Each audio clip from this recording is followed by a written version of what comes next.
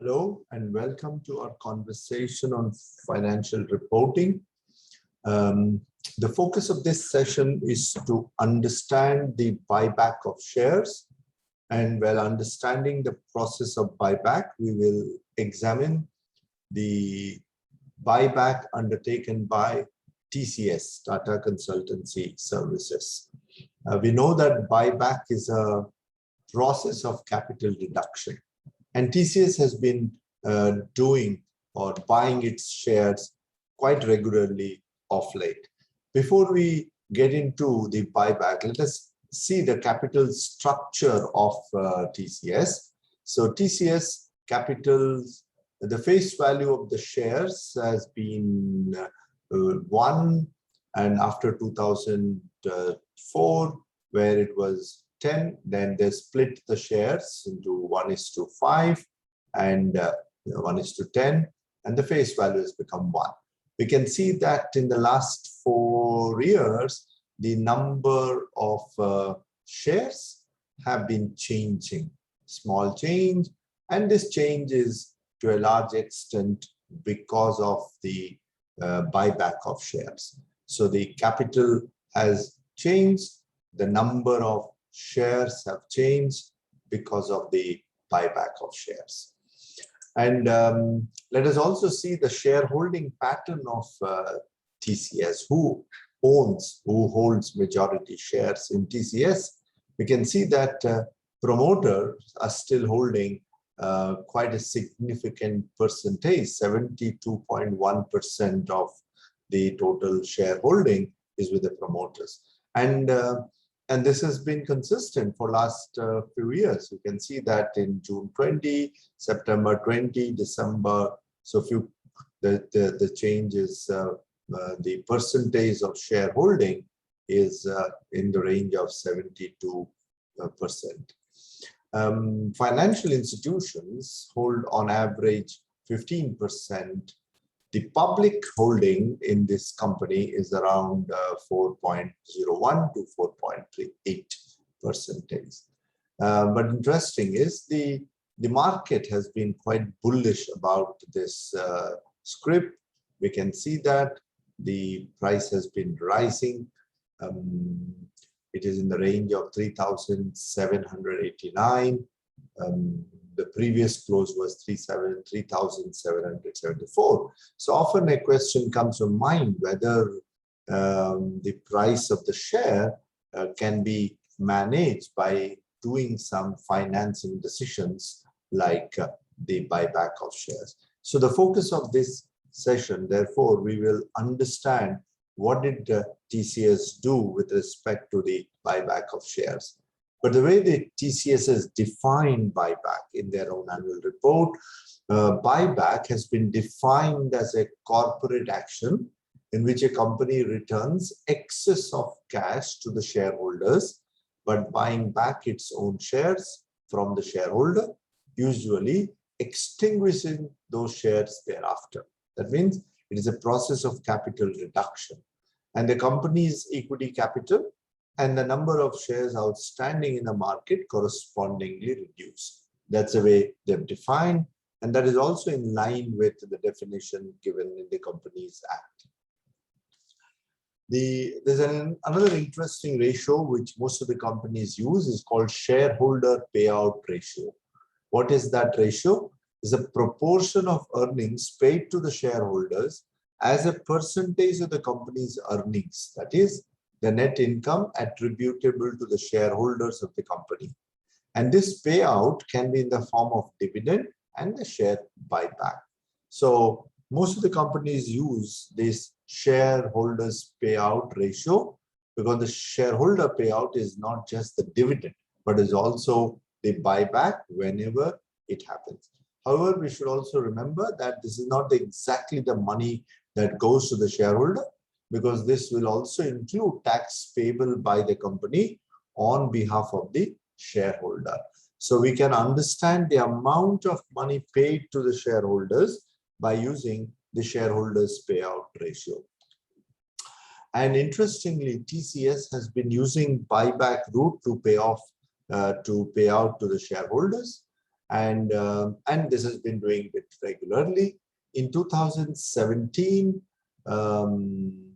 56 million equity shares, which is about 2.8% of the paid up equity capital, has been bought back at a price of 2,850 per share in 2017.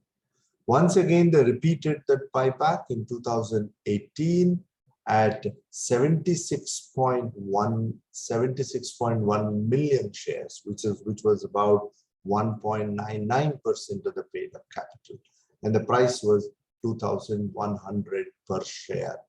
And recently in 2021, the 53.3 crore equity shares, which was about 1.42% of the total capital, was bought back at 3,000 rupees per share. So TCS has been regularly using the buyback route to return the cash to the shareholders. So we can see that in 17, the payout ratio is 42%. In 18, it is 106%.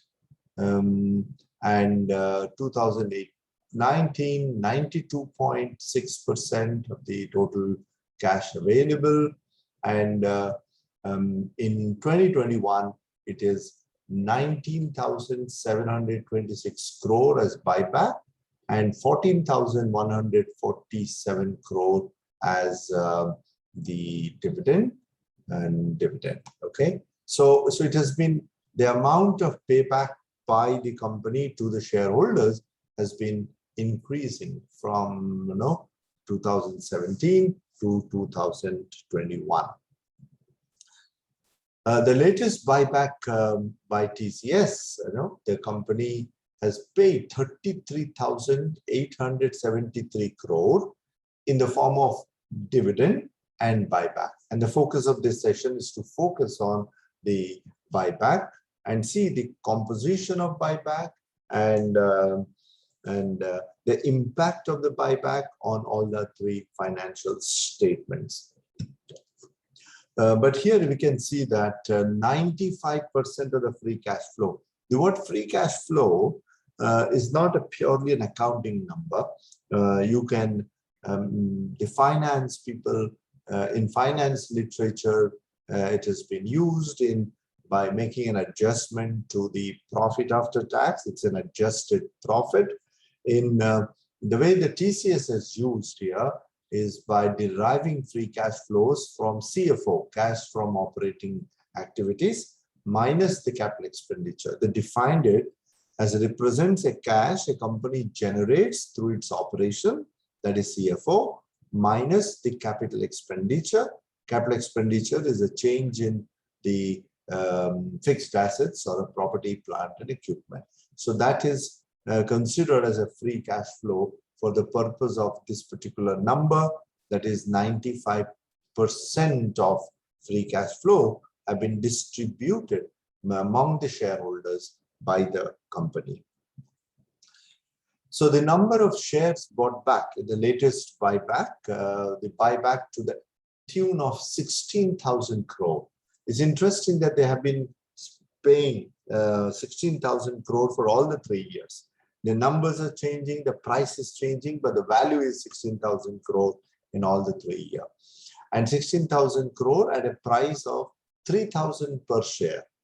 And in the process, they extinguished, that means they cancelled, they bought back 5.3 crore equity shares, which represents about 1.42% of the total capital. We know that under the Companies Act and the SEBI's regulation, the maximum buyback can be 25% of the capital. So it is 1.42% of the total equity capital, which is 5.3 crore shares have been bought back. And this entire buyback process got completed on January 6, 2021. That means on January 6, 2021, this 5.3 crore or 53 million shares were removed from the balance sheet. We can see that the opening balance sheet opening balance of the number of shares. If you open their annual report, you can see that 3,752 million shares, and out of that 53 million shares were extinguished or they're cancelled. In India, as per the buyback conditions, that the shares bought back need to be cancelled immediately, need to be extinguished immediately. So the number of shares or floating in the market has to be reduced. So 375 or 3752 million shares have become 3699 million shares. In the process, the capital has also reduced from 375 crore to 370 crore capital. So we can see that the buyback is a process of capital reduction by extinguishing the shares bought back. Who purchases the share? Company purchases the shares from its existing shareholders. Similarly, the other condition is that the buyback amount as a percentage of equity, capital plus reserve, not to exceed 25%. Okay, so let us see what is the percentage of buyback in TCS.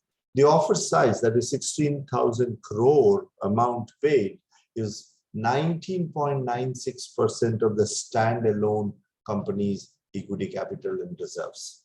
Whereas if you take consolidated balance sheet, that comes to 18.11%. So it is below the threshold of 25%. So the buyback number of shares is 1.4%, and the buyback as a percentage of equity is about 19.96% of the standalone balance sheet. But what is this buyback? Actually, there is a cash outflow. Company pays cash to the shareholder. So in the cash flow statement, it affects the cash from financing decision. So we can see from the cash flow statement under the heading of cash from financing decision, we can see that transfer of funds to buyback account, the expenses for buyback of equity shares, tax on buyback of equity shares, and the amount of money paid to the shareholders for the equity share. So all the payments relating to buyback are shown under the cash from financing activities in the cash flow statement. So buyback affects the cash flow statement, and in the cash flow statement, cash from financing activities. It's very important to understand another very interesting and accounting condition, that as per the Companies Act, a capital redemption reserve is to be created when a company purchases its own share out of the reserves or the premium.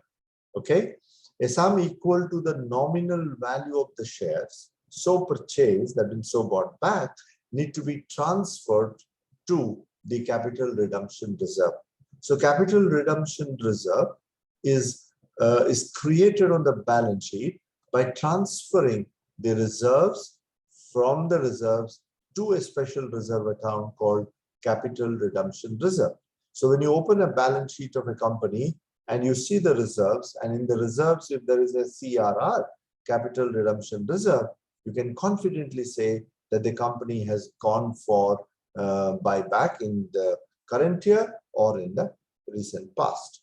And so accordingly, the TCS has created a capital redemption reserve to the extent of the capital extinguished, that is 5 crore. We saw this here, that the capital, the face value of the capital to the extent the shares have been bought back is equal to 5 crore.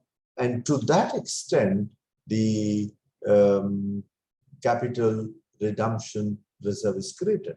From where? From the reserve. So we can see that in the balance sheet, the buyback also affects the retained earnings for two reasons. One is the capital redemption reserve.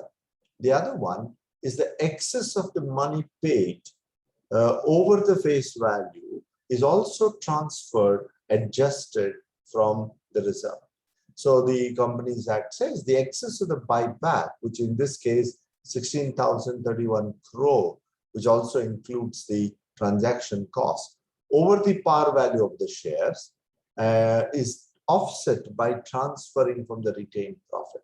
So one is a excess money paid and also the capital redemption reserve together are adjusted against the retained earning. So we already saw that the buyback affects the cash flow statement through cash from financing activities. It also affects the balance sheet at the retained earnings or reserves under the retained under the reserve, specifically retained earning, that is buyback of equity shares, tax on buyback, expenses on buyback, and to this extent, to the extent of the capital redemption reserves transfer, all these are adjusted against the retained profit. So buyback is an outflow of cash. Buyback is also adjustment of the money against the retained earning, and also the face value or the nominal value or the capital. So buyback affects cash, affects retained profits, and affects the capital of the company. Will it affect income statement and incomes or expenses? No, it is neither an expense nor an income. It's an adjustment to the equity. So we have seen, therefore, that in case of TCS, TCS has been using this particular strategic decision of buyback quite regularly to manage its book value per share, because the equity changes, and because the equity changes, the book value changes, and the change in the book value is expected to be observed by the market, and market reacts accordingly. So buyback is a very important and a strategic decision for a company like TCS, and they keep on managing the capital by returning the excess cash available on the balance sheet to the shareholders. Thank you very much.